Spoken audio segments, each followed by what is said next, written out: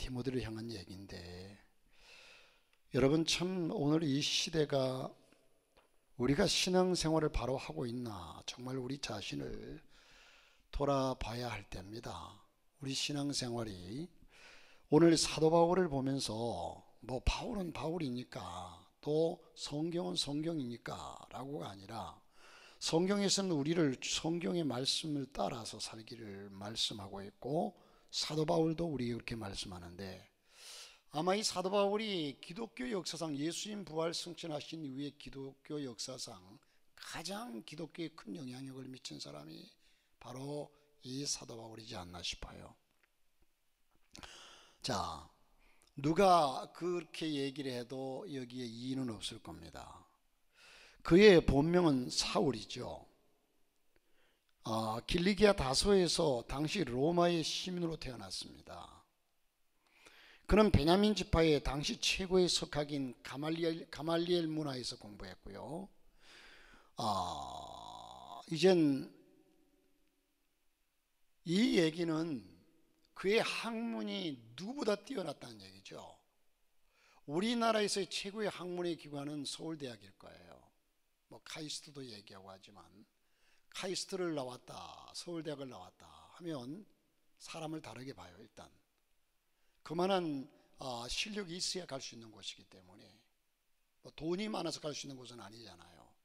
오히려 서울대학이나 이런 데는요 싸잖아요. 국립대학이기 때문에. 그런데 그만한 실력을 가졌다는 의미이기 때문에, 그래 옛날에는요, 이젠 서당에서 공부할 때는 누구 밑에서 공부를 했느냐, 훈장이 누구냐에 따라서 다르죠. 그래서 이 가말리엘 문화에서 공부했다, 아주 실력 있는 사람에게서 배웠다는 겁니다. 그러니까 당시에 실력으로도 학문으로도 뛰어난 사람이었다라는 겁니다. 그는 정통한 실력, 또 그는 아주 바리새인이었기 때문에 기독교를 아주 핍박한 사람 중에 한 사람이었습니다. 이젠 기독교를 핍박하다가 결국은 기독교인들을 잡아 죽이려고 다메섹으로 가다가, 그 다메섹 도상에서 이젠 예수님의 음성을 듣고 거기서 예수를 만나죠. 체험하게 됩니다. 그래서 그가 그때부터 복음을 전하는 자가 되는데, 디모데후서는요 사도 바울의 마지막 서신으로, 바울 서신이 많잖아요. 바울이 쓴 이 서신이라고 하는 말은 여러분 편지란 말이잖아요. 바울의 편지란 말이에요. 그러니까 이 바울이 쓴 편지 중에 마지막 편지가 이 디모데후서라는 것인데, 유언과 같은, 그가 마지막에 오늘 말씀에도 나의 달려갈 길을 마치고 믿음을 지켜서 이제 오르는 나를 위해서 의에 밀려가니 예비되었다 라고 얘기하는 것처럼 유언과 같은 말씀이 디모데후서입니다. 자, 본문의 말씀 가운데서 우리는 사도 바울의 삶을 찾을 수가 있는데, 이 같은 삶이 본문 8절에 장차 그리스도께서 재림하시는 날 면류관을 받을 그런 삶이라는 사실을, 자기 삶이 그런 사실, 그 자체를 확실하게 자기는 이제 믿고 있는데, 그런데 여러분, 그래 우리가 볼 때 사도 바울을 그래 내 마음대로 믿어봐라 이런 정도가 아니라, 사도 바울의 삶을 보면 바울의 고백을 우리는 신뢰할 수밖에 없어요. 그래 당신은 그런 상을 받을 것이요 라고 우리도 함께 동의할 수밖에 없는 삶을 살았습니다. 자, 그러면 바울의 삶이 어떤 삶을 살았느냐라는 사실을 몇 가지로 생각하면, 첫째는요, 오직 주님 중심의 삶이었습니다. 오직 주님, 오직 하나님 중심적인 삶. 여러분, 성경은 우리를 그렇게 특별한 여러분 사명자만 그렇게 살라고 성경이 말합니까? 바울 같은 사람, 모세 같은 사람, 이런 사람만 하나님을 위해서 특별히 살라고 말씀합니까?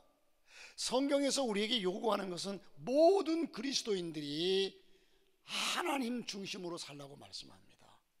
예수님 중심으로 살라고 그래요. 조금 더 나아가서 여러분에게 비약식게 얘기한다면 우리 모두를 바울처럼 살기를 말씀하고 있습니다. 바울처럼. 그래서 이젠 내가 그리스도를 본받은 자 된 것처럼 너희도 나를 본받으라. 너희도 나와 같은 자가 되라는 거예요. 바울이 예를 들어서 나는 특별하게 하나님께 사명받은 사람이니까 이럴 수밖에 없지만 너희들은 좀 편하게, 이게 아니잖아요. 본문 1절에 하나님 앞과 산자와 죽은 자를 심판하실 그리스도 예수 앞에서 그렇게 말씀합니다. 이는 한마디로 사도 바울의 삶이 오직 하나님 중심 곧 주님 중심의 삶이었다는 겁니다. 우리 선조들은 그렇게 살아왔고요. 여러분, 참 우리가 아이러니한 것이 있어요.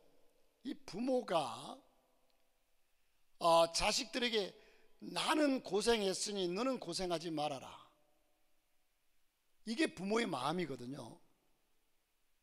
그러면 나는 고생해서 이만큼 이루었는데 그것을 이룬 것을 자식에게 너는 고생하지 말고 이것으로 금수저로 살아라 하면, 어제 제가 강덕형 선교사님하고 저녁에 만나가지고, 강덕형 일본 오사카 선교교회 강덕형 선교사님 들어오셨는데 그 23일 날 우리 교회 좀 오시라고 그랬어요. 이분하고 오늘 새벽에 잠깐 그런 말씀을 드렸습니다만, 이분하고 얘기를 하면서 그분이 지금 그 일본에서 아주 정말 사도 바울처럼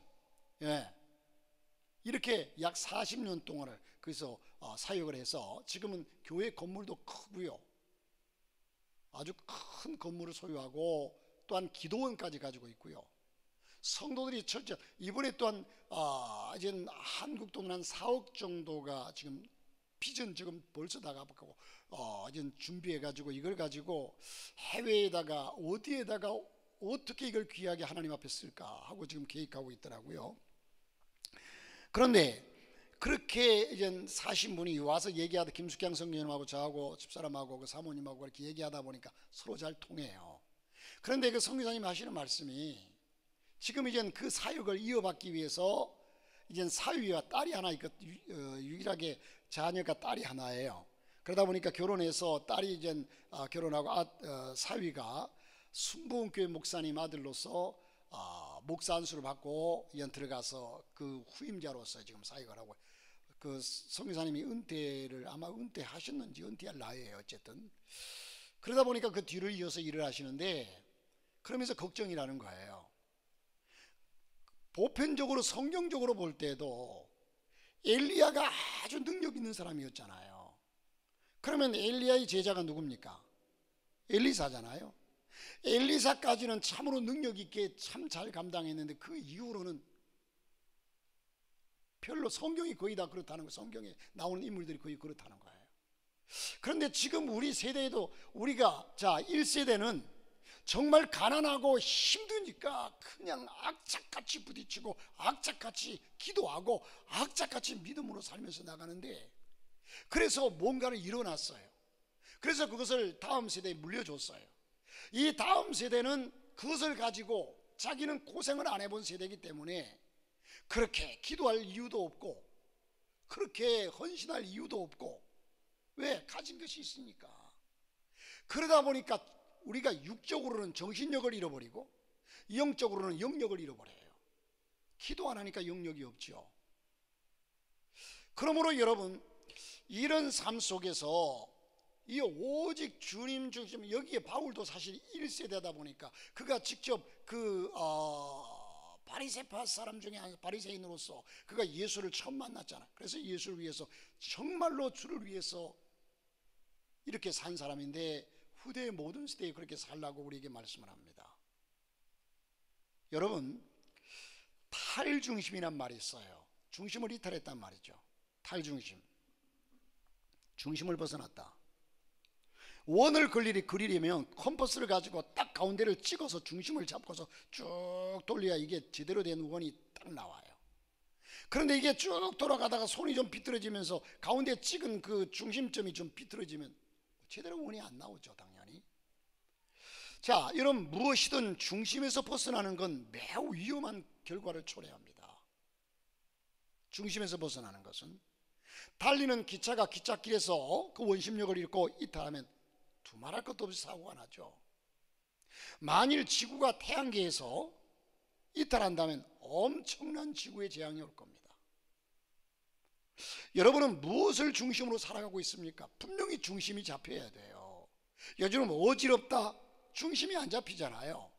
술에 취해 있는 사람이 중심을 못 잡아요. 그러다 가서 그냥 개구랑창에 처박혀요. 다리가 부러지고. 여러분, 그러므로 우리는 분명히 중심이 있어야 되는데 그 중심점이 뭐냐? 여러분, 우리는 누가 뭐래도 예수 그리스도 하나님이 우리의 중심점이 되어야 됩니다. 그 중심 하에서 우리가 어느 정도 벗어나서 세상에서 쭉 돌아가면서 중심을 붙잡고 살아야지, 그 중심을 잃어버리면 분명한 사고를 만나게 되어 있습니다. 그러므로 여러분, 세상에는 두 부류의 사람이 있습니다. 첫째 부류의 사람은 세상을 중심으로 삼고 살아가는 사람이에요. 세상을 중심으로. 자, 돈이나 명예나 쾌락, 이것이 세상 사람들의 삶의 중심이잖아요. 그거 얻기 위해서, 그거 갖기 위해서. 자, 그러나 둘째는 하나님을 중심으로 놓고 살아가는 사람이 있습니다. 하나님을 중심으로 놓고 살아가는 사람, 이들은 나누는 것을 좋아하고 서로 사랑하는 데 힘씁니다. 늘 겸손하면서 예배드리기를 즐겨합니다. 요한복음 15장 5절에 보니까 나는 포도나무에 있는 가지라는 표현이 나오죠. 예수님은 우리의 중심이 되는 포도나무입니다. 예수님께 딱 붙어 있어야 그게 이제 중심을 이루죠. 예수가 우리의 중심이 되어야 합니다. 여러분, 예수님은 우리의 중심 되는 포도나무라고 그랬어요. 우리가 나무인 예수님께 붙은 가지가 되고 거기서 떨어져 나가면 두말할 것도 없이 말라 죽는다고 했습니다. 열매 맺을 수 없는 것은 두말할 것도 없고요. 이스라엘 백성은 늘 구름 기둥과 불 기둥을 중심으로 살아갔어요. 불 기둥이 움직이면 그들도 짐이 아무리 지금 많은 살림살이를 펼쳐놨어도 그럼 다 걷어 싸가지고 하필이면 지금 가, 나는 하루 늦게 갈 거야, 이게 아니에요. 불기둥과 구름기둥이 움직이면 빨리 자기의 장막을 다 걷어가지고 또 따라가야 합니다. 이스라엘 백성들이 40년 동안 불기둥과 구름기둥은 하나님의 임재의 상징이거든요. 시온소 위에 이제 그것이 쭉 이제 불기둥과 구름기둥이, 낮이면 구름기둥이, 밤이면 불기둥이 서거든요. 그러면 쫓아가야 돼요. 이게 하나님을 믿는 우리의 절대적인 믿음의 원칙이에요. 믿음의 법칙입니다. 자, 삶이 힘들고 지칠 때가 있겠지만 하나님 중심의 삶을 살 때 반드시 놀라운 인도를 받게 되고, 그 길이 결국은, 그래서 우리가 가는 길이 좁은 길 같지만 그 길이 생명의 길이고, 그러나 중심을 잃고서 부어라 마셔라. 요즘 그 선교사님 우리나라 한국으로 들어오시기 오래됐는데 깜짝 놀래, 한국의 문화에 대해서 깜짝 놀랐대요. 제가 얼마 전에 여기에 그 차를 타고 들어오다 보니까 오산에 필봉상 무슨 또 축제를 한다고 그러더라고요. 현수막이 오산 시내 곳곳에 붙었는데, 이 조그만 도시 안에서도 축제가 많아요.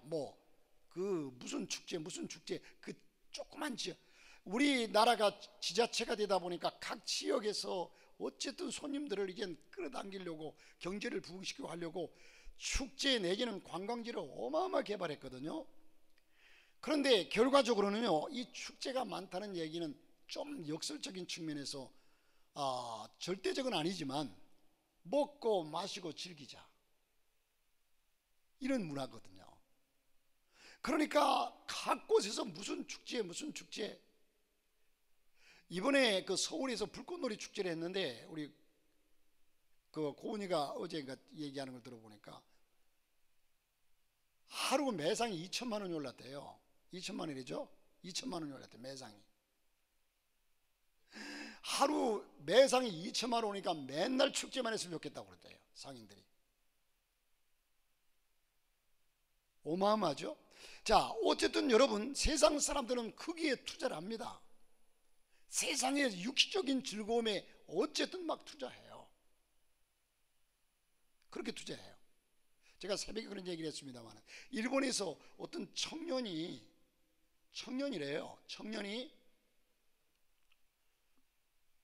이번에 헌금을 했는데 2억을 헌금을 했대요. 그래서 자기의 전 재산이, 돈을 많이 벌긴 벌었는데 전 재산을 토탈 계산해 보니까 4억인데 4억의 절반을 딱 쪼개가지고 2억을 헌금을 했대요, 젊은 청년이. 그래서 그 선교사님이 생각하기도, 참 아이러니하다. 여러분, 남의 얘기니까 우리는 듣기도 쉽고 하기도 쉬운 얘기 같지만, 정말 우리가 이것을 하나님 앞에서, 그러면 그는 어떤 예수를 믿고 있는가? 그 얘기를 자기도 충격받고, 그래서 그것을 좀 더 귀하게 쓰기 위해서 그렇게 고아원을 짓든지 아니면 교회를 짓든지 이런 어려운 것을 해야 되겠다, 그렇게 계획을 하고 있다고 그래요.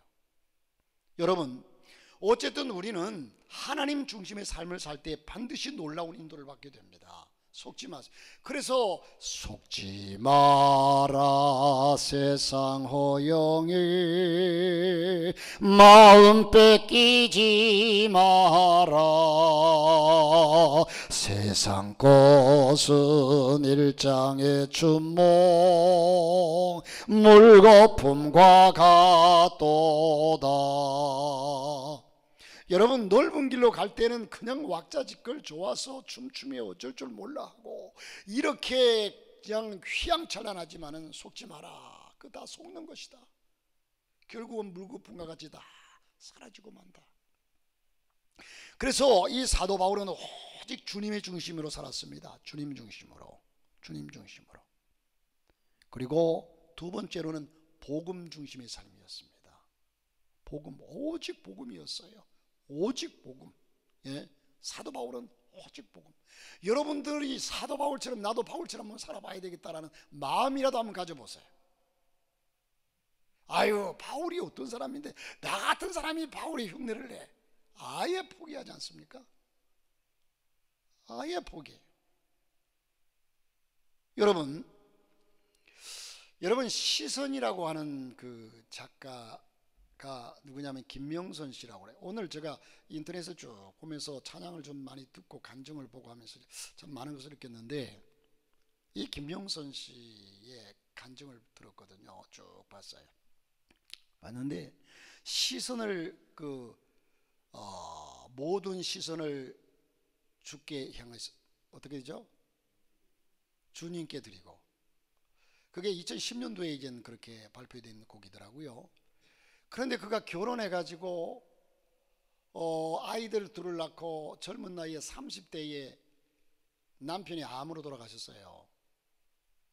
암으로 돌아가셨는데 그는 확신했대요, 남편을 살려줄 것을. 그런데 점점 안 돼가지고 결국은 남편이 어딥니까?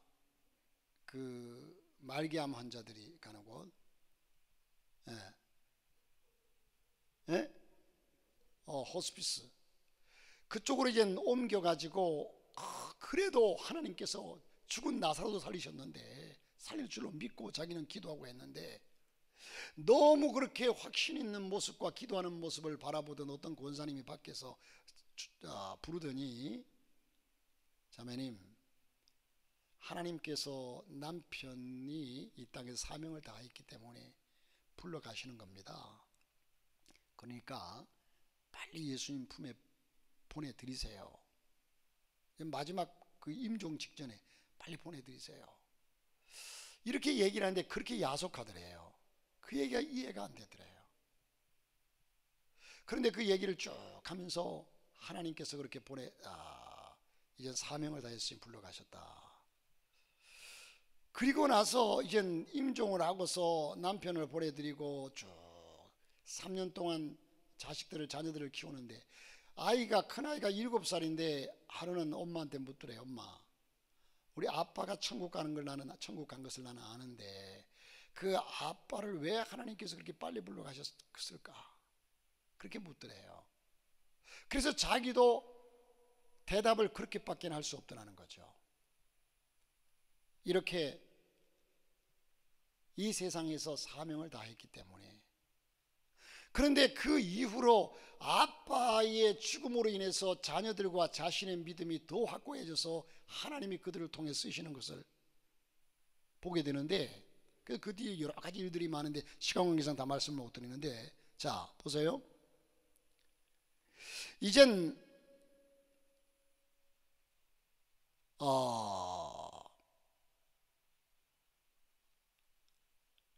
안찬호 선교사라고 하는 분이 쓴 들어쓰심이라는 책이 나오는데, 이 들어쓰심이라는 책에 나오는 얘기 가운데 이 안찬호 선교사님은 아프리카 케냐에서 선교사역을 하였습니다. 그의 어린 시절은 무척 가난했다고 그래요.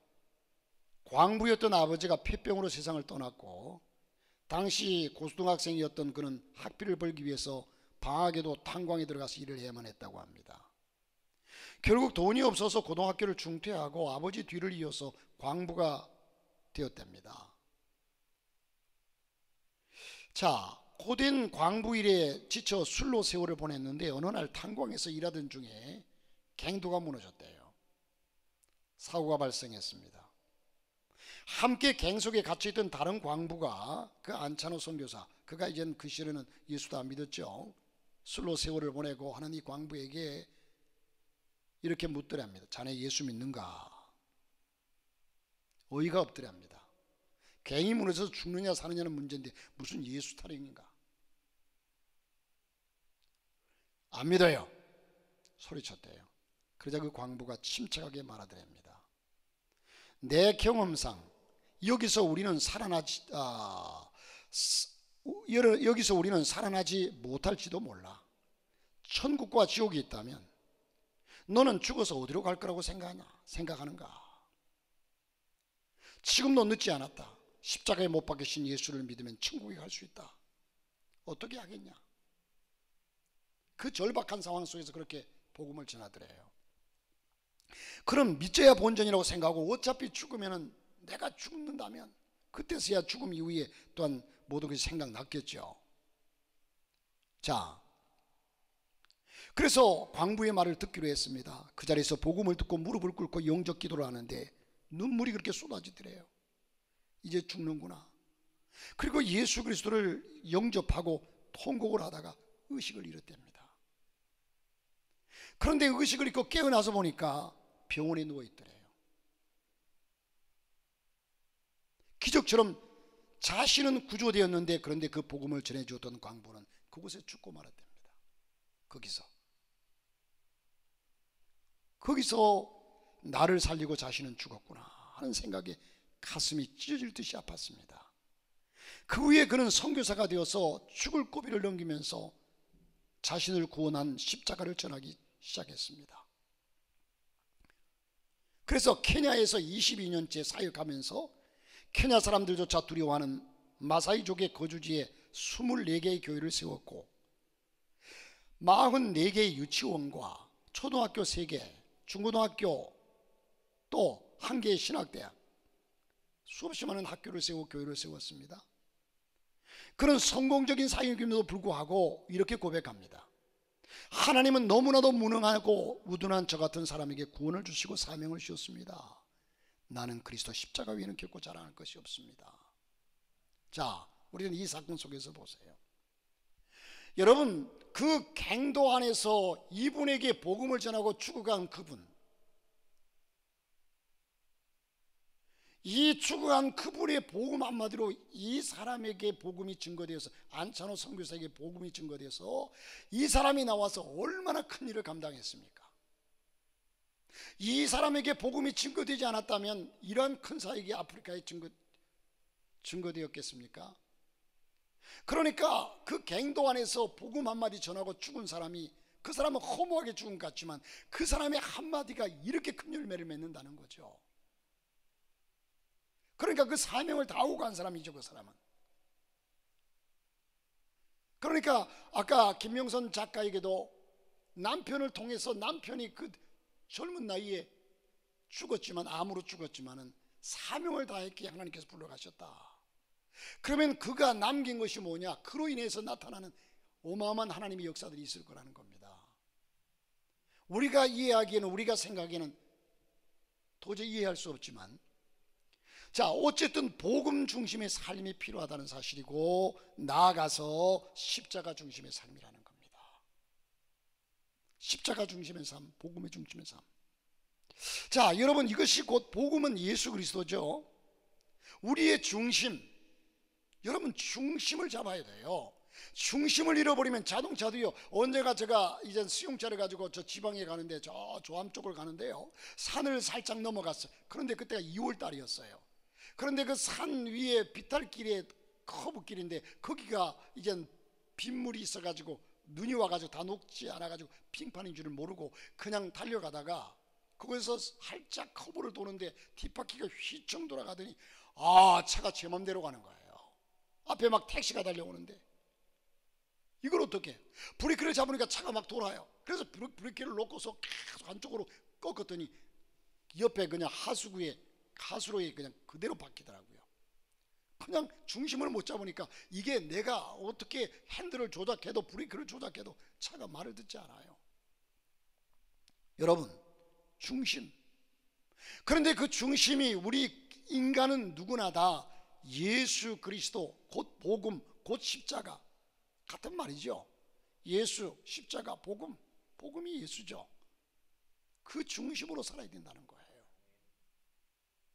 여러분, 저는 다 목사가 되라는 얘기는 아니지만 저는 그래도 당당하게 가만 생각해 보면 지금까지 그 어려운 청년 시절부터 생각해서 지금까지 살아온 것이 오직 목회, 이걸 위해 살아왔어요. 그렇다고 해서 뭐 지금 잘 사니까 많이 잘 먹고 오늘 이 부귀영화를 위해 살아온 이게 아니잖아요. 오직 복음을 위해 살아왔어요. 그래도 목사가 된 것이, 제가 전우사 쪽에 어떤 전사님하고 같이 얘기하면서 신학을 하고 목회를 하면서 신학을 하고 이 목회자의 길에 들어선 것 중에 제일 좋다고 생각하는 것이 뭐냐고 나에게 묻더라고요. 어떤 점이 제일 좋으냐? 그렇게 묻더라고요. 그때 저는 그렇게 대답했어요. 서울의 목동 어느 조그만 교회 샘솟는 교회, 샘물교회라고 하는 교회를, 그 장로교회인데 거기서 이제 봉사를 하면서 그때 제가 대답하기를 예수 마음껏 믿을 수 있는 것이 제일 좋다고 그랬어요. 내 마음껏 봉사하고 마음껏 주의 일할 수 있다는 것이 제일 좋다고 그랬어요. 그렇다고 여러분들이 다 목사가 될 수 없잖아요.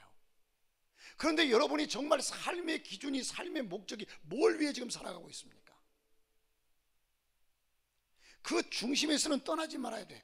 때로는 자녀를 위해서, 때로는 남편을 위해서, 때로는 내 먹거리 위해서 당연히 살아가야죠. 그러나 우리의 중심은 오직 예수 그리스도, 그분을 바라보고 나가야 된다는 겁니다. 할렐루야. 돈을 벌어도 정말 주의 나라를 위해서, 하나님의 영광 위해서, 내 자녀를 키워도 내 자녀가 하나님께 영광 돌리는 자녀로 살아가기 위해서 그렇게 키우고, 모든 중심점이 예수 그리스도, 천국, 하나님께로 이어져야 한다는 겁니다. 참 현실적으로는 이 메시지가 여러분 믿기지 않는 메시지라고 봐요. 자, 보세요. 15세기 이탈리 화가 레오나르도 다빈치라고 여러분 잘 아시죠? 유명한 분 아닙니까? 이 레오나르도 다빈치가 42세 때 42살 때 밀라노의 로도비치 공이 와서 예수의 최후의 만찬 모습을 그려달라고 요청을 했다고 합니다. 그래서 이 다빈치는 혼신을 다해서 그림을 그렸습니다. 예수를 중심에 놓고 제자들을 좌우로 6명씩 12명을 배열했습니다. 그림이 완성되자 친구에게 평가해달라고 부탁을 했습니다. 다 그려달라고 하는 이 밀라노의 로도비치 공에게 주기 전에 친구에게 이 어떠냐 하고 평가를 부탁했어요. 친구가 그림을 보더니 아주 감탄을 합니다. 제자들을 예수님 좌우로 잘 배치했고 훌륭한 작품이라고 평가했습니다. 그러면서 한마디 하는 것이, 무엇보다도 예수님 손에 든 은잔이 가장 아름답다, 그렇게 칭찬을 하더래요. 그 말을 듣는 순간 다빈치는 얼굴이 하얗게 변해버렸어요. 그리고 붓으로 그 그림을 X자로 그어버렸어요. 그 수많은 날 동안 그려왔던 그 그림을 친구가 깜짝 놀랐습니다. 아니, 이 귀하고 이 애쓰고 힘쓰고 그린 그림을 왜 그렇게 버리느냐고, 망쳤느냐고 반문했습니다. 그때 이 다빈치는요 이렇게 말하더랍니다. 이 그림은 예수가 중심이 되어야 돼. 어떻게 은잔이 중심이 될 수 있느냐? 오직 이 그림 속에서는 예수가 중심이 되어야 돼. 자, 그런데 은잔이 중심이 되어버렸으니 실패작이다. 폐기 처분할 수밖에 없다. 예수님을 삶의 중심에 모시고 사는 사람은 행복합니다. 어떤 상황에서도 자신감을 가지고 두려움 없이 삽니다. 그런데 예수님이 중심이 아니고 은잔이 중심이 되면 불행해집니다. 오늘날 많은 사람들이 예수님을 믿는다고 하면서도 재물의 은잔, 명예의 은잔, 욕심의 은잔을 바라봅니다. 그 은잔에 자신의 야망을 채우려고 몸부림칩니다. 예수 이름 가지고 내 이름을 빛내려고 합니다. 결국 예수님은 엑스트라가 되고 맙니다. 내 자신이 삶의 주인공이 되고 맙니다. 이것이 바로 예수님을 떠난 자의 비극이요 불행입니다. 사랑하는 성도 여러분, 우리는 이 바울의 삶을 보면서 바울은 뭐 특별한 위대한 사람이지요.